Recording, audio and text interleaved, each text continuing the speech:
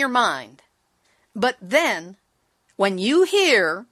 2 creeks below the orphan mine, Horn Creek and Salt Creek, were both contaminated with uranium. And so hikers who come through the area are warned not to drink from Horn Creek, not to use any water, to pack their own water in that part of Grand Canyon.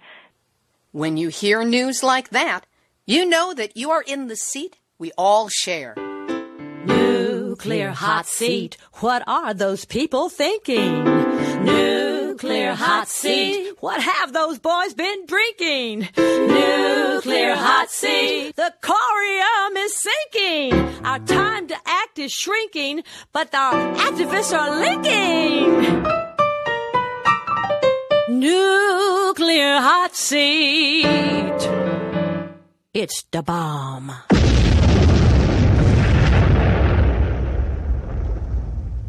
Welcome to Nuclear Hot Seat, the weekly international news magazine keeping you up to date on all things nuclear from a different perspective. My name is Libby Halevi. I am the producer and host, as well as a survivor of the nuclear accident at 3 Mile Island from just 1 mile away. So I know what can happen when those nuclear so-called experts get it wrong. This week, we revisit the problems with uranium mining in the Grand Canyon with Alicyn Gitlin of the Grand Canyon chapter of the Sierra Club. Then we talk with Mari Inoue of Manhattan Project for a Nuclear-Free World, a group of concerned citizens, educators, health advocates, artists, and lawyers with a mission to raise awareness of the costs, risks, and humanitarian consequences of nuclear energy and nuclear weapons. Plus, Numbnuts of the Week for outstanding nuclear boneheadedness, the nuclear reactor duck and cover report on the latest problems with our crumbling fleet of U.S. nuclear reactors, plus news, attitude, and more honest nuclear information than the stunned European NATO members thought to bring up to Trump during his recent trip. All of it coming up in just a few moments. Today is Tuesday, May 30th, 2017, and here is the week's nuclear news from a different perspective. Starting out with the Hanford site in southeast Washington state, the most contaminated site in the United States and one of the 10 most contaminated nuclear sites in the world. For the first time in 3 weeks, there has been no new nuclear accident reported at Hanford. This after a tunnel collapse on May 9 exposed radioactively contaminated railroad cars to the open air, and then last week, on May 19, radioactivity was found between the walls of a double-sided underground storage tank containing 800,000 gallons of radioactive and highly toxic materials left over from the manufacture of nuclear weapons.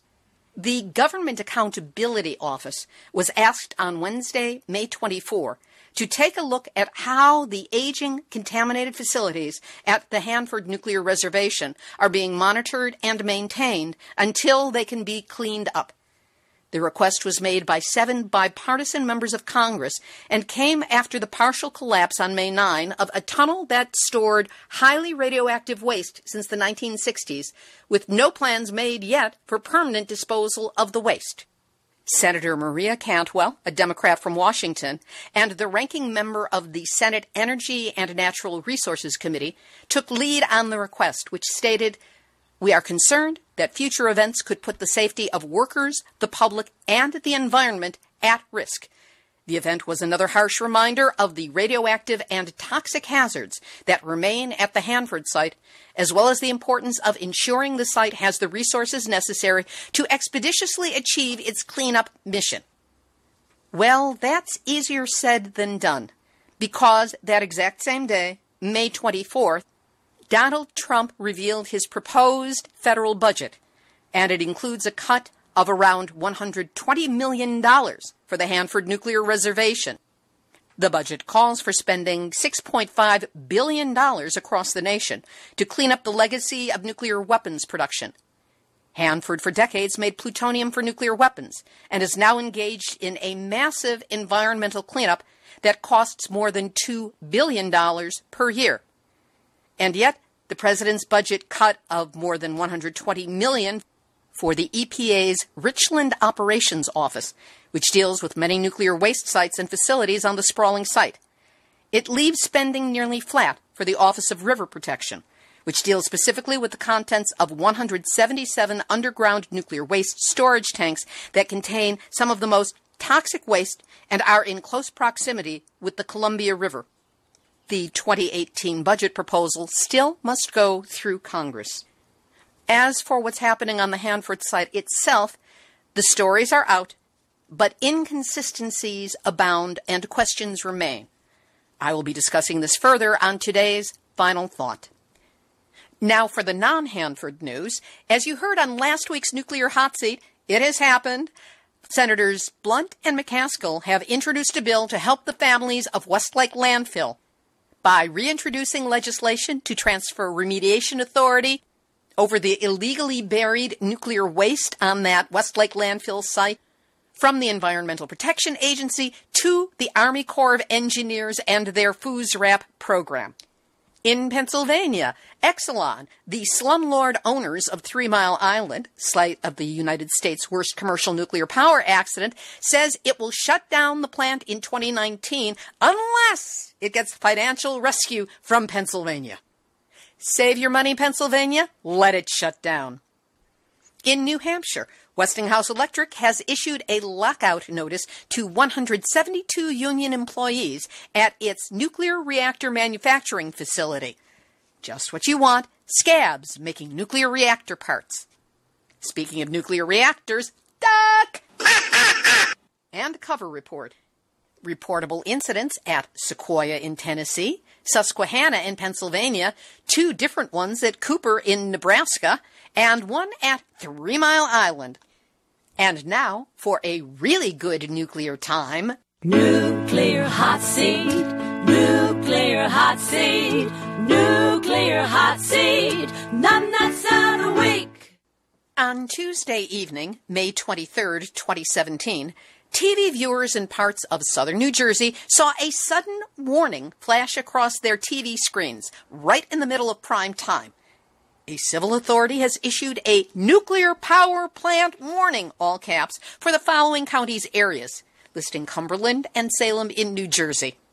The New Jersey Office of Emergency Management said the nuclear power plant warning was created as part of a training exercise, and as a result of a coding error, the message was publicly broadcast. No word from local hospitals as to a sudden uptick in cardiac events or panic attacks. And that's why, New Jersey Office of Emergency Management, you are this week's Nuclear Hot Seat, numbnuts out a week. In Spain on May 23rd, a fire at the Ascó nuclear plant shut down its combustible fuel recharging and discharging to avoid a nuclear disaster. The blaze started due to water dripping onto the standard electric supply bar switches during recharging. Oh, Canada! Your federal government has announced that it will not pay anything more for northern Saskatchewan uranium mine cleanup. Expected cost for remediation of the Gunnar mine in northern Saskatchewan has swelled 10 times, and Ottawa is saying, find the money yourself. At issue is millions of tons of radioactive tailings and waste rock left when the mine closed in 1964. In England, on Friday, May 26, solar power accounted for almost 1/4 of electricity generated in the UK at lunchtime, a record that exceeded the combined output of the country's 8 nuclear power stations. That's right, cloudy, foggy England, more solar than nuke. And in Japan, to relieve stress and anxiety among evacuee children who still have not returned to their homes more than 6 years after the nuclear reactor accident at Fukushima, school administrators have decided to offer them lessons in traditional Japanese stand-up comedy. The children are receiving 8-hour courses in Mansai, a traditional Japanese mix of stand-up, stage, sketch show, and clowning. While Fukushima is definitely not a laughing matter, it seems that clowns and fools are the only ones who get to tell the truth anymore. May there be a future Jon Stewart amongst them. We'll have our featured interviews in just a moment, but first, I know that you are a caring person. You care about the environment, about future generations, about doing what you can to make the world a better place. That's why you care about getting honest, verifiable nuclear news. Otherwise, you wouldn't be listening to this show. What we set out to provide every week is verifiable information you can trust, sourced and checked, plus interviews with people who are genuine experts on aspects of the nuclear industry that the nukesters would rather you not know. In order to bring you this show every week, we incur costs, and that's where we need your help.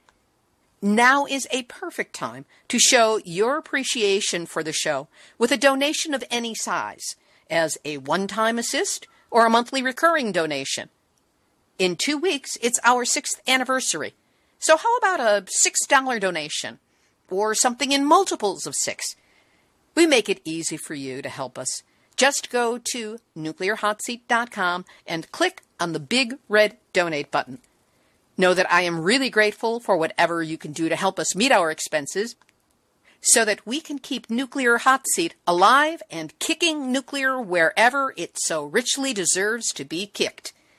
For your assistance in doing this, I am deeply grateful.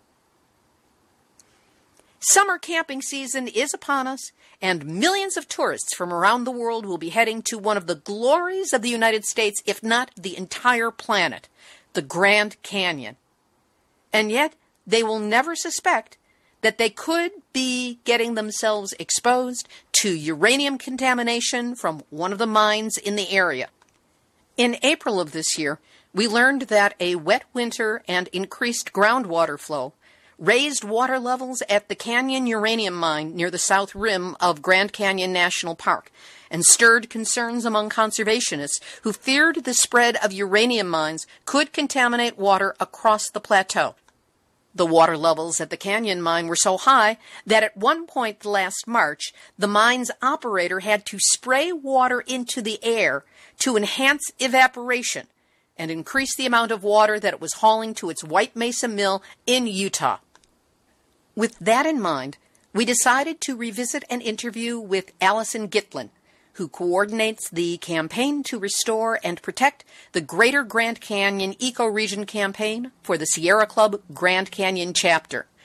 We originally spoke for Nuclear Hot Seat number 273 from September 13, 2016. Note that at the time we talked, Barack Obama was still president. Alicyn Gitlin, the conservation coordinator for Restore and Protect the Greater Grand Canyon campaign of the Sierra Club Grand Canyon chapter. Alicyn Gitlin, welcome back to Nuclear Hot Seat. Thank you for having me. Alicyn, we talked back in February of 2015 about uranium mining in the Grand Canyon. But for those who may be new to the issue or need a refresher course, give us some background so we can understand the context. There is a long history of uranium mining in the Grand Canyon region. There are over 500 abandoned uranium mines on the Navajo Nation in the northeast corner of the state. And there have been historically several mine claims and developing mines north and south of Grand Canyon. In the 80s, the price of uranium dropped, and some of the mines that were in development or had been operational went on to what's called standby mode, where they were just left the fence up, but there were no operations going. And when the price of uranium spiked in the middle of the last decade, all of a sudden we started seeing a ton of claims being established around Grand Canyon. So by 2008, there were a couple thousand claims around Grand Canyon. Starting in 2012, there began to be a limit on new mines. The Obama administration declared that there would be no new uranium mining around Grand Canyon for 20 years. That is the longest that a presidential administration can create such a moratorium without an act of Congress.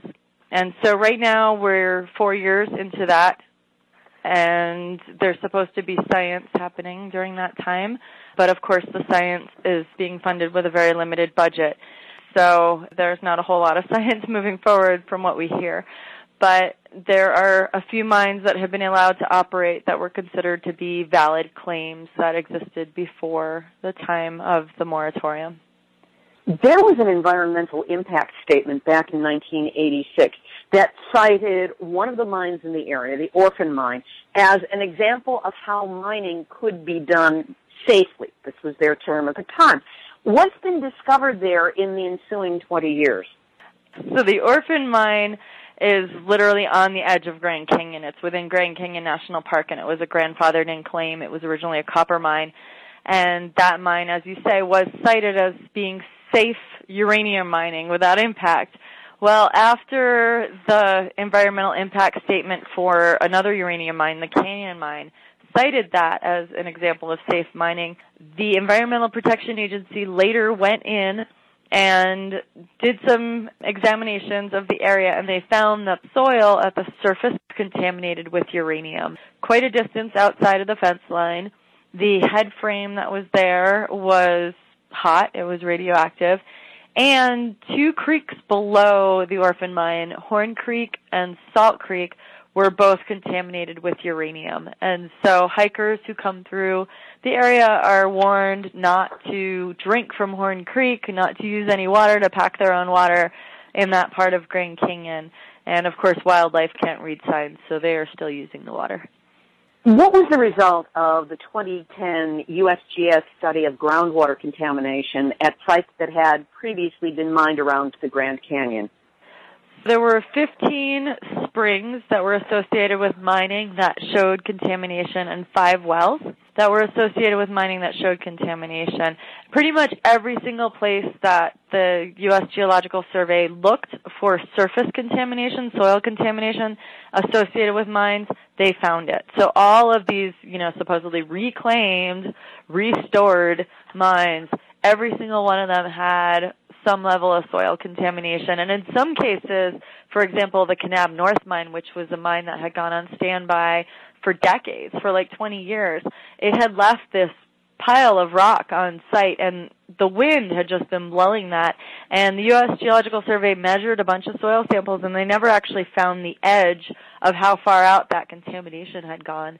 In other cases, they found that there were places where floods had come through and exposed some buried contamination and actually washed it downstream quite a ways. And in that report, they said that they weren't sure that could be cleaned up because they couldn't tell how far down it had gone, and it would be difficult to identify all of the rock that had washed down from these piles, these ore piles.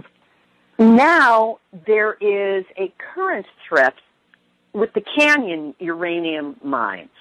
Tell us why, even with a 20-year moratorium, the Canyon mine has become a threat again. Some of the mines are considered to be viable or validated claims. And what this means is that they're economically viable claims, supposedly. So they have demonstrated that there's actually ore that should be mined, or, that can be mined, I should say. And they have demonstrated that they could do this and make a profit. Those mines are being allowed to move forward, to develop, or to continue operating. And Canyon Mine is one of these. It started developing in the 80s, never reached the ore. The price of uranium dropped. It went on standby for almost 30 years. And now, 30 years later, it is drilling down to the ore. They estimate it'll take about another year to drill down to the ore. And because they have supposedly an economically viable claim, they are being allowed to develop. Now, that is really questionable because a couple of years ago, the price of uranium started to drop again. Canyon Mine, again, put its operations on hold for a year. So what is considered an economically viable claim when the price of uranium is so volatile and it moves up and down? This mine is close enough on the edge of viability that in the middle of reopening, just shut down for a year, right? Still, the government seems to be behind it, or at least the Arizona Department of Environmental Quality is issuing or has issued new air quality permits to 3 uranium mines within 20 miles of the Grand Canyon, including this one. What's wrong with this picture? There's a lot of things wrong with this picture. The Environmental Protection Agency can only monitor certain things. A lot is really left up to the state when it comes to uranium mining. And so the Arizona Department of Environmental Quality issued both the aquifer protection permits that are supposed to protect the groundwater and the air quality permits for these mines. So the aquifer protection permits, I mean, these things are pathetic. They were like 4 pages long. And they basically just said, well, there's no groundwater in contact with these mines, so we're fine. Totally ignoring the fact that groundwater recharge happens through the areas where this uranium is found.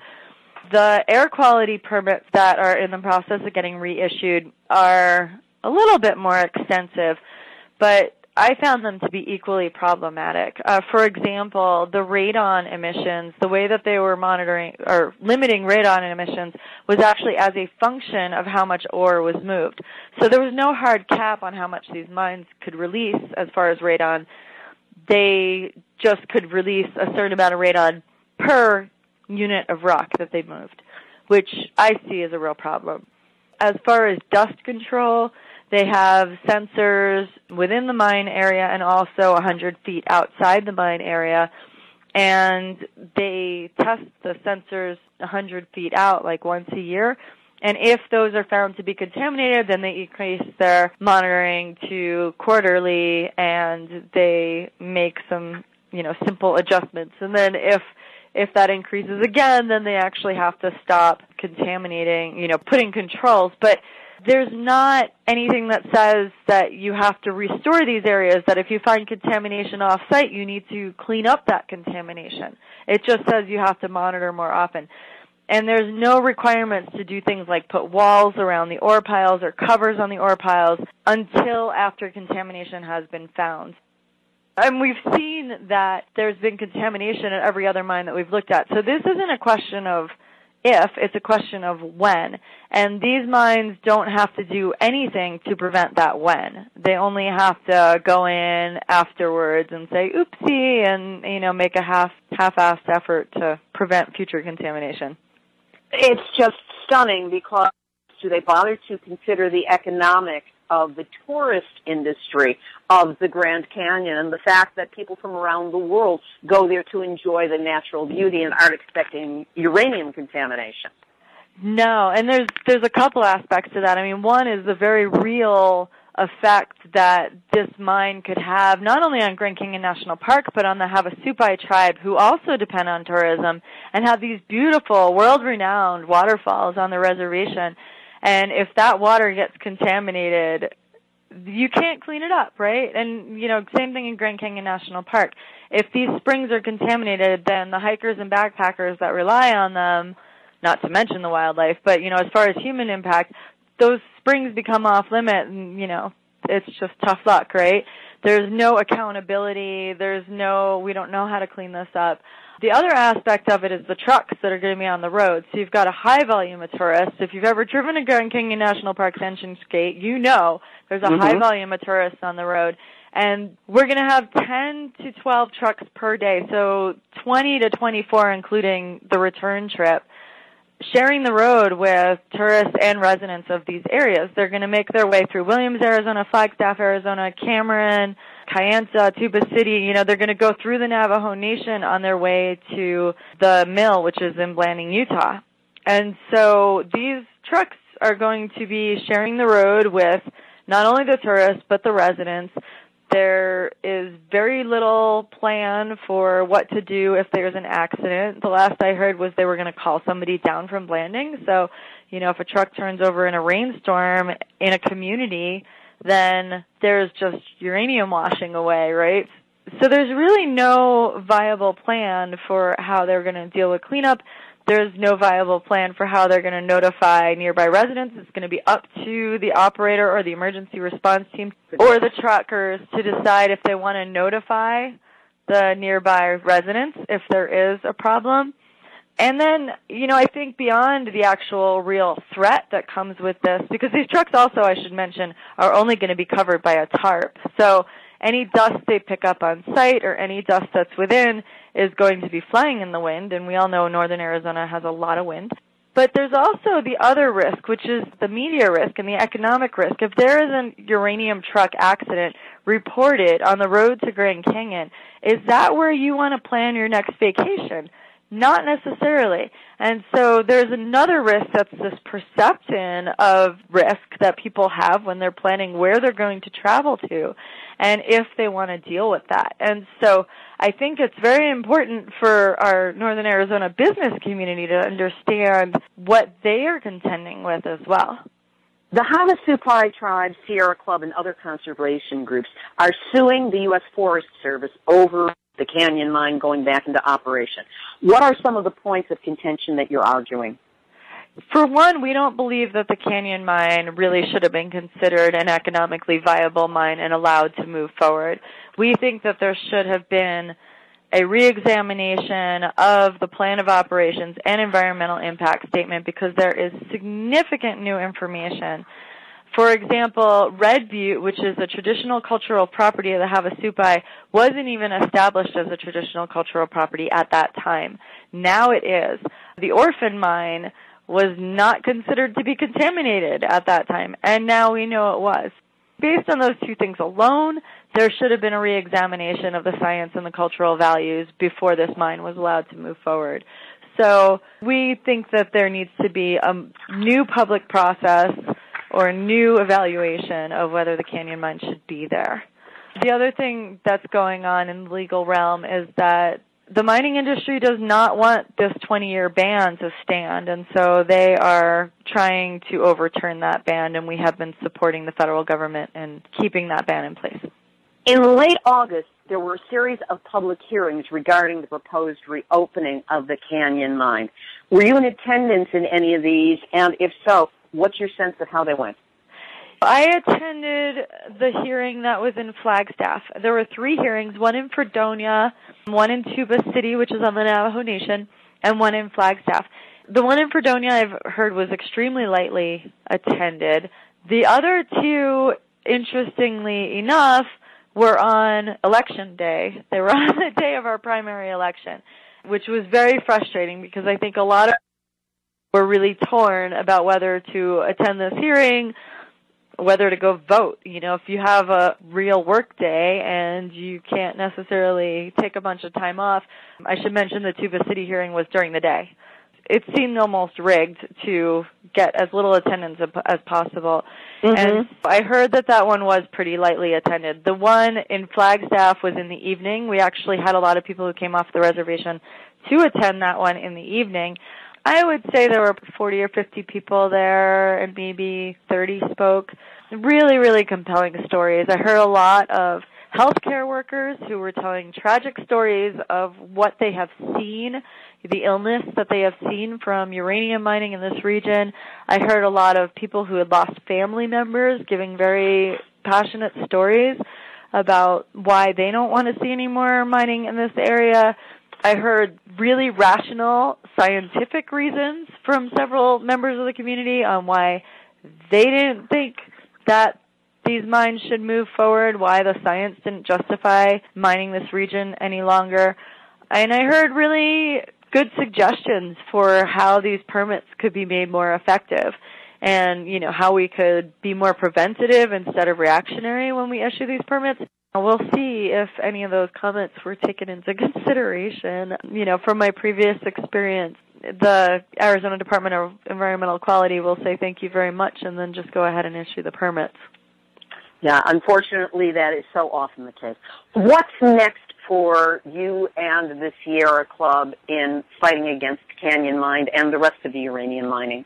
Well, we're going to continue the legal battle to oppose canyon mine because, unfortunately, that is the last realm of action that we seem to have to fight that. But what we are trying to do is we are trying to convince President Obama to declare a Greater Grand Canyon Heritage National Monument, and that would prevent new uranium mining in the region. It still wouldn't do anything to fight the existing mines, but it would put a permanent ban on new uranium mining around Grand Canyon. And so we are encouraging people to contact President Obama and let him know that they want this to happen before he leaves office. It would be a great legacy. It would be a great way to celebrate the centennial of the National Park Service. It is long overdue that the plateaus on either side of Grand Canyon are as protected as the canyon itself, because we all know water flows downhill, and we need to protect what's above in order to protect what's below. Alicyn, thanks for the update. Thanks for the great work that you and the others there are doing. And thanks again for being my guest this week on Nuclear Hot Seat. You are so welcome. Thank you for what you do. That was Alicyn Gitlin of the Sierra Club Grand Canyon chapter. We'll have links up to their site and the talking points on stopping Grand Canyon uranium mining up on our website, nuclearhotseat.com, under this episode, number 273. Alicyn Gitlin coordinates the campaign to restore and protect the Greater Grand Canyon Ecoregion campaign for the Sierra Club Grand Canyon chapter.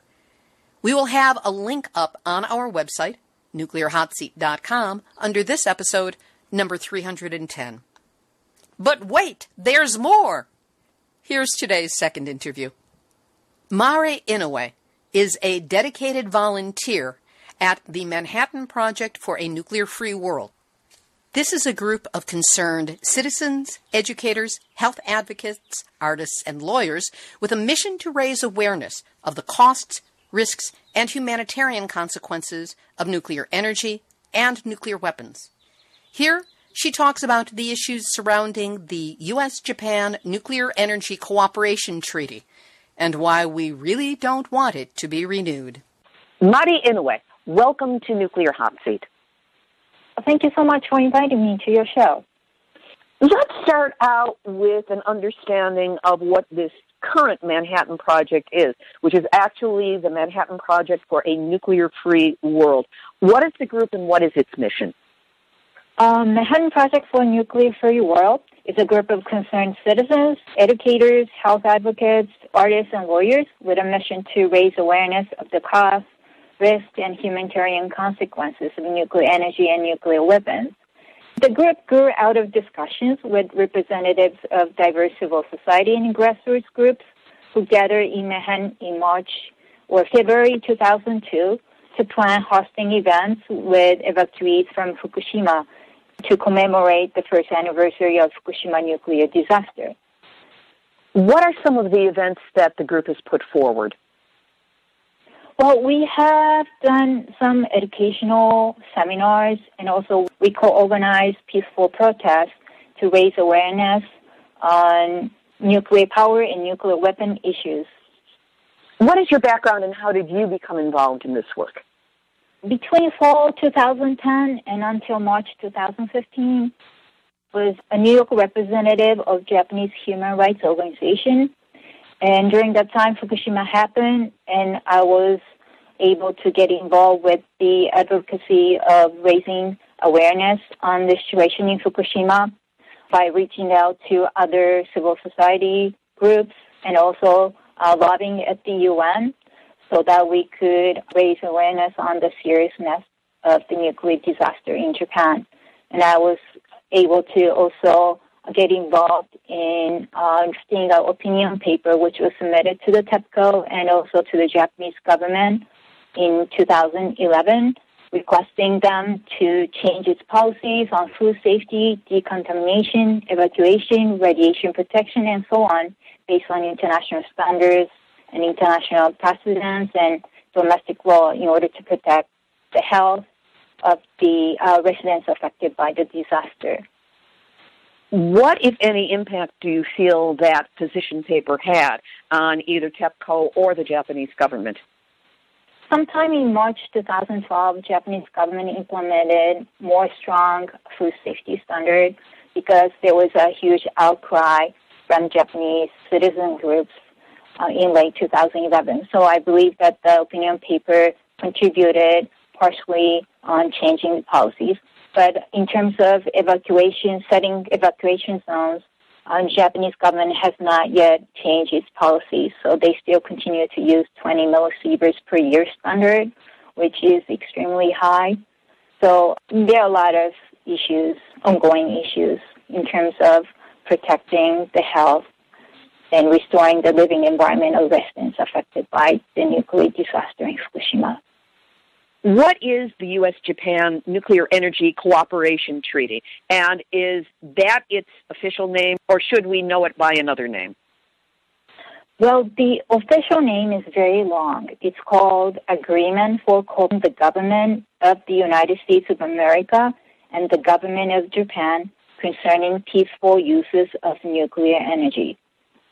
When was that agreement, when was that treaty first put forth and first signed between the two countries? The history of this kind of nuclear energy cooperation treaty is quite long between the United States and Japan. As you know, that the World War II ended in 1945, and from 1945 to 1952, Japan was the occupied territory of the United States military. Even after 1952, United States maintained huge influence within the Japanese society, especially among policymakers. And in 1954, Soviet Union was able to build the world's first nuclear power plant that generated electricity for commercial use. And that gave so much pressure to the U.S. government.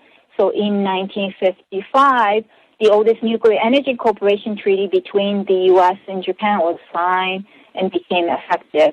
And United States agreed to lend enriched uranium to Japan, and based on this old treaty, in 1955, Japan was able to establish 2 small nuclear reactors for research purposes. And after that, 2 countries amended the treaty in 1968, and based on these agreements, Japan started to promote nuclear energy as national energy policy and started to build nuclear power plants across the country. And the current U.S.-Japan Nuclear Energy Cooperation Treaty was amended and became effective in July 1988 with the 30-year maturity date. So with a 30-year maturity date, it sounds like it is coming due for renewal for 2018. Is that correct? Yes, that's correct. The treaty will mature in July 2018, and there are several scenarios, foreseeable scenarios after that. What do we need to pay attention to about this treaty, and what are those issues? The first one is, of course, that both governments do nothing, and the treaty will be automatically extended. But there's no new specific maturity date, because the current treaty doesn't mention anything about the next maturity date. The second scenario is that both governments decide to set a new maturity date of the new treaty, which could be fully the same as the current treaty. But setting a new maturity date requires congressional approval. The third scenario is that governments decide to fully or partially amend the agreement and start negotiations. Important to note that our current treaty, which became effective in July 1988, started its negotiation in 1982. So it took more than 5 years to amend the previous Nuclear Energy Cooperation Treaty. Or even, setting a new maturity date also required the congressional approval. And the fourth scenario is that both countries terminate the treaty at the end of the maturity date, and there will be no Nuclear Energy Cooperation Treaty between the United States and Japan, but which is very unlikely because the United States currently has similar kind of nuclear energy cooperation agreement with dozens of countries around the world. What are some of the issues that are involved with extension of the treaty? There are so many issues associated with the current treaty and the extension of the treaty. First of all, the treaty is the backbone of Japan's nuclear energy policy. So if the treaty is extended, Japan will continue to promote nuclear energy as its energy policy and will restart more nuclear reactors. Currently, there are only 2 nuclear power plants operating. One is in Sendai Nuclear Power Plant, and the other is Ikata Nuclear Power Plant. Second issue is that under the treaty, Japan is allowed to reprocess spent fuel, which is not allowed to any other non-nuclear weapon state. This creates tensions among countries in Northeast Asia. And because of this, Japan currently has 48 tons of separated plutonium, which Japanese government don't know what to do with it. And Japanese government hasn't made it clear as to their plutonium policy. So it depends on who controls the country. Japan could be a potential nuclear weapon state. And think about security implication of Japan's plutonium stockpile and the U.S.-Japan treaty have in Northeast Asia and rest of the world. And also, if the treaty is extended, it is very likely that a Rokasho reprocessing plant in Japan might be started in 2018. And Rokasho is a processing plant which could reprocess spent fuel, and it is said that it could separate up to an additional 8 tons of plutonium annually in the facility. So such a large amount of stockpile of separated plutonium in Japan is a proliferation threat, could become a target to nuclear terrorism, could become a serious environmental disaster if another nuclear accident happens. Given that the United States is now involved in a lot of at least aggressive posturing and talk with North Korea regarding nuclear weapons and the possible use of them, is that having any impact, or do you think that will have any impact on the agreement between the United States and Japan? Well, I don't think it will have much impact. However, giving the authority to Japan as to reprocessing spent fuel to separate plutonium could be the serious security threat to the region, and that could give more tension in that region. So given the political climate at this time, we need to review whether it's best interest for the rest of the world to allow Japan to have such ability to reprocess spent fuel. If there is no action taken and the treaty is extended, does it still have to have any kind of congressional approval, or it's just automatic and then, as you stated before, because there's no date on it, it would just continue on forever? It will continue forever. So we don't know when the next maturity date will be, but if they don't do anything, then the treaty, according to the Article 16 of the treaty, the agreement shall continue in effect to the extent applicable. So it sounds like it would be a good idea if we stopped the extension of this treaty. Is there any action we can take, or rather I should say, what action can be taken that perhaps the listeners can participate in that will help bring attention to this agreement and also do whatever is possible to stop the extension from taking place? Yeah, I think that's a really good question. What we can do is that we can reach out to our elected officials, such as members of the U.S. Congress, by letting them know that the maturity date of this Nuclear Energy Cooperation Treaty with Japan is approaching. And we can talk about some of the issues associated with the reprocessing of spent fuel that is allowed in Japan. We can also emphasize the importance of implementing nuclear-free policies by terminating the treaty. We can also raise concerns about impacts that the government in Japan's plutonium policy have in the Northeast region and the rest of the world. We can also talk about security implications of Japan's stockpile of 48 tons of separated plutonium, in addition to starting of Rokasho reprocessing plant, which is scheduled to be started in late 2018. Because Rokasho could separate up to additional 8 tons of plutonium annually. We can also raise concern that the Japanese government has not made it clear as to its policies on its use, management, storage, disposal, and security of 48 tons of plutonium. We can say that a large amount of stockpile of separated plutonium is a proliferation threat, could become a target to nuclear terrorism, could become an environmental disaster if another nuclear accident happens. It's a threat to the security of the region. We can also talk about issues associated with the reprocessing of nuclear fuel, including excessive costs and safety risks. We can emphasize that the agreement only benefits some people in the nuclear industry in the U.S., and it's not the best interest of American people. We can also say that promoting nuclear energy in Japan, which is a country with many active earthquake faults and active volcanoes, only creates more environmental risk of having another nuclear disaster. We can also say that instead of extending treaty, United States and Japan could jointly cooperate to discuss what they can do to secure the safety of the region, or discuss alternative energy policies and implement nuclear-free policies, or review issues associated with the plutonium stockpile in Japan. They can conduct risk assessment and comprehensive reviews on reprocessing spent fuel in Japan, how to decommission existing nuclear power plants, or how to manage and securely store radioactive waste materials from nuclear facilities, including the one from crippled nuclear power plants after the disaster.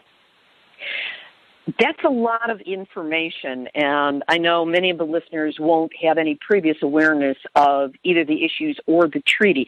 Is there any sample wording that they can pick up from a website or a Facebook page that they could then paste into, say, a letter or an email to an elected representative? I think we can work on that, and once it's ready, I could send you the information to you so that perhaps you could help us share that to your listener. And also, I'd like to share one of the action plans that Manhattan Project for a Nuclear-Free World.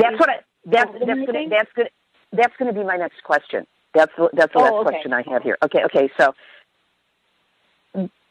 So we'll keep an eye open for that wording, and I'll link to it on the website when it becomes available.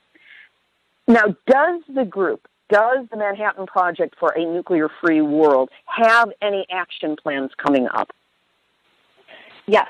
We are co-organizing a contingent to oppose the extension of the U.S.-Japan Nuclear Energy Cooperation Treaty and join the Women's March to Ban the Bomb, which will be held at noon on June 17th in New York City.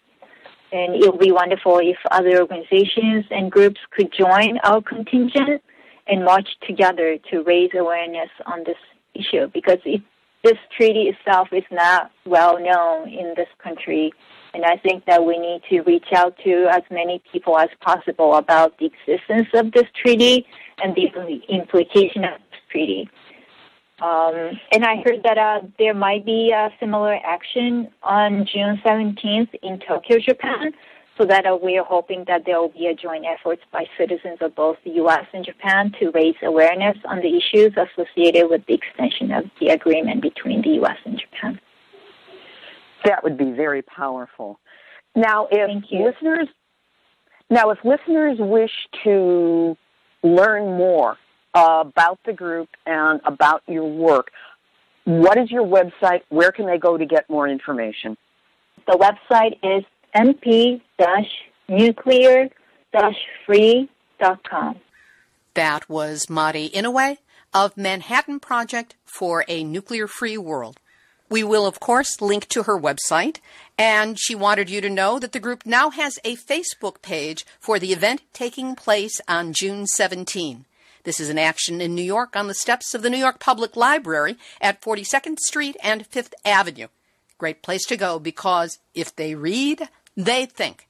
So we've got a chance. Activist shout out.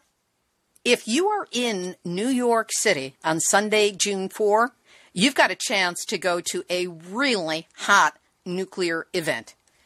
Cindy Folkers of Beyond Nuclear, Heidi Huttner, Director of Sustainability Studies and Associate Dean, School of Marine and Atmospheric Sciences at Stony Brook University, and Leona Morgan of Dine No Nukes will be speaking on nuclear injustices and denial, misogyny, and environmental racism in the nuclear story. Wish I could be there. Wish it was live streamed. It's going to be taking place, as I said, Sunday, June 4, from 3:40 to 5:40 p.m. at room 1.65 at the John Jay College for Criminal Justice, new building in New York City.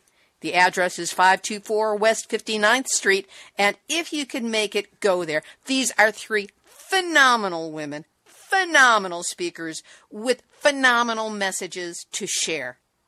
And the opposite of New York City has got to be Upper Saskatchewan, where our friend Marius Paul has let us know that there's going to be a prayer paddle at Patterson Lake, June 10 through 14.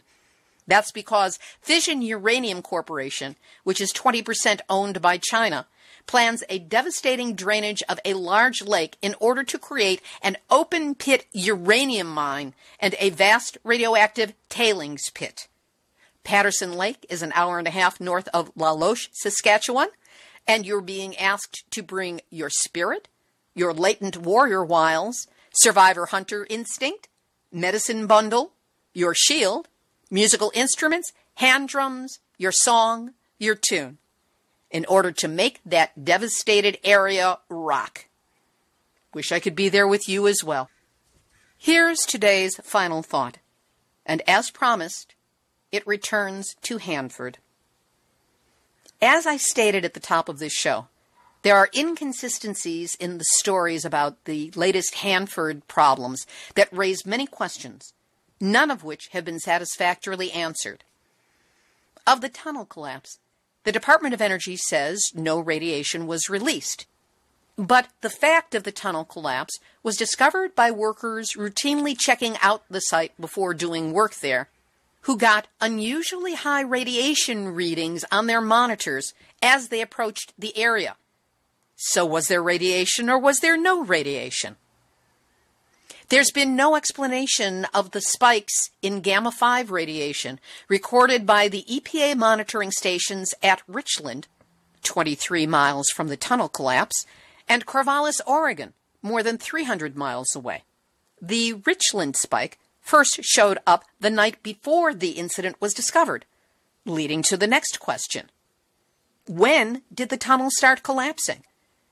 An EPA official in the Richland office initially stated that the accident could have started as early as 4 days before it was reported. That particular factoid has never been addressed.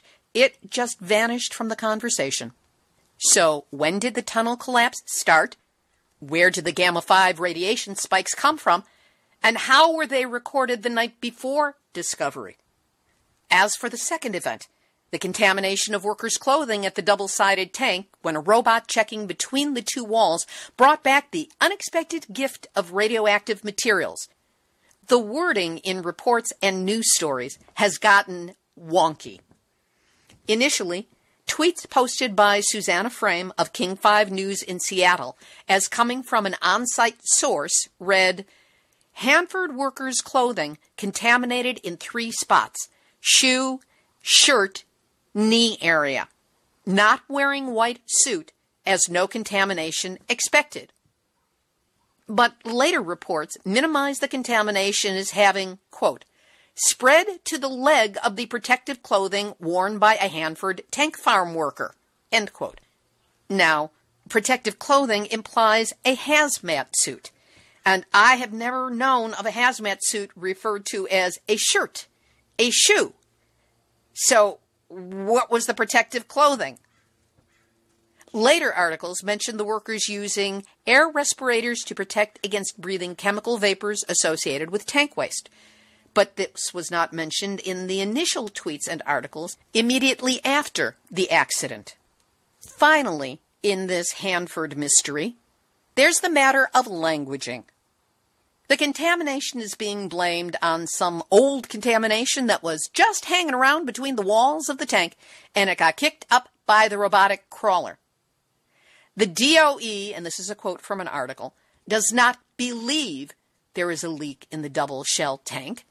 No waste is believed to have breached the outer shell to contaminate the soil beneath the tank, and reports are littered with lots of mayhaps and maybes as well.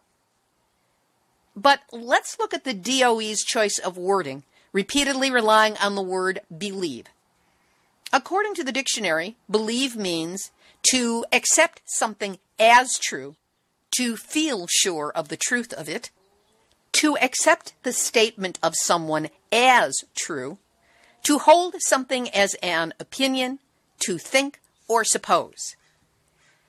That is such wiggle-wonk wording of alt facts and cover-ups.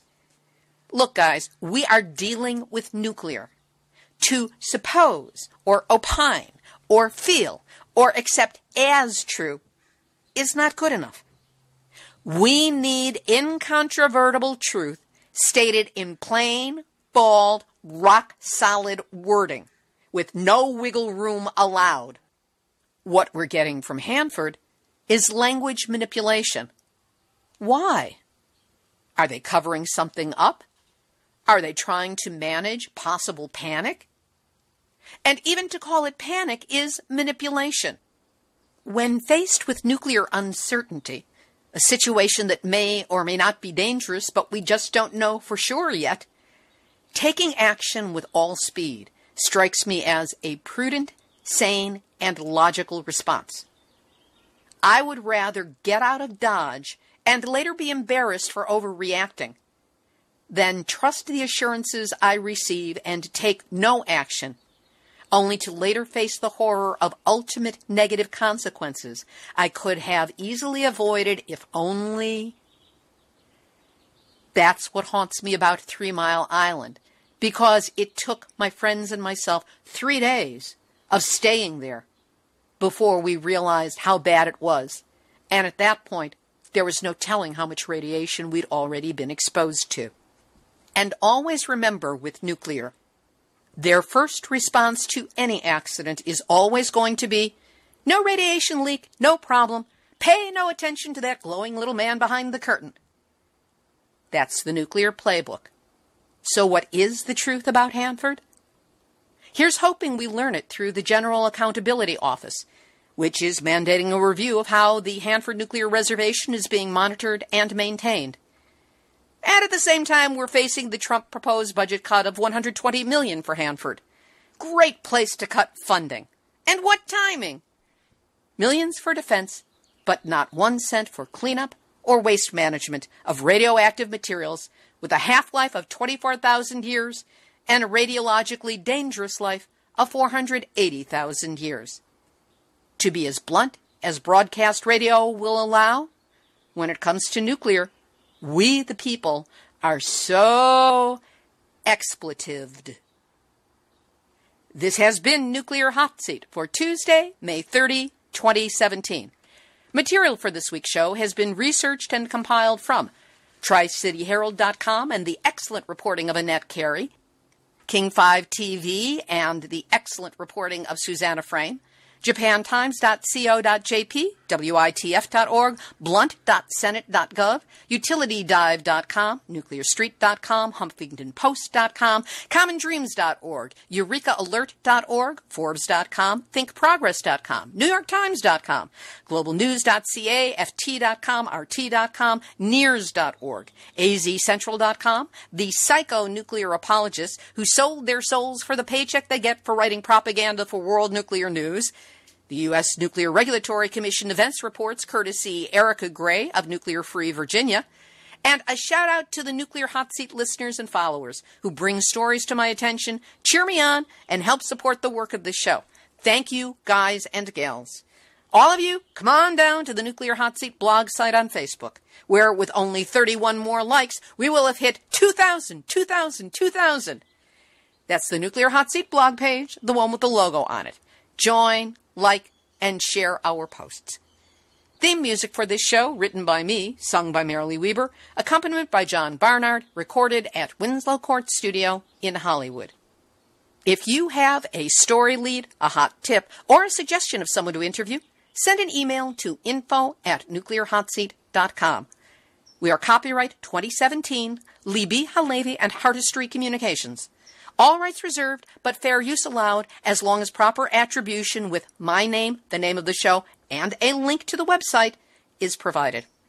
A reminder that if you appreciate weekly verifiable news updates about nuclear issues around the world, delivered with as much humor as is humanly possible, take a moment to send a supporting donation to nuclearhotseat.com.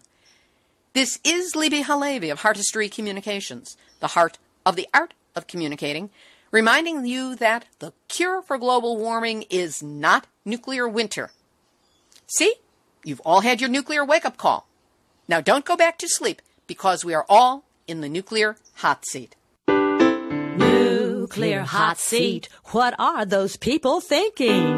Nuclear hot hot seat. What have those boys been drinking? Nuclear hot seat. The corium is sinking. Our time to act is shrinking, but our activists are linking. Nuclear hot seat. It's the bomb.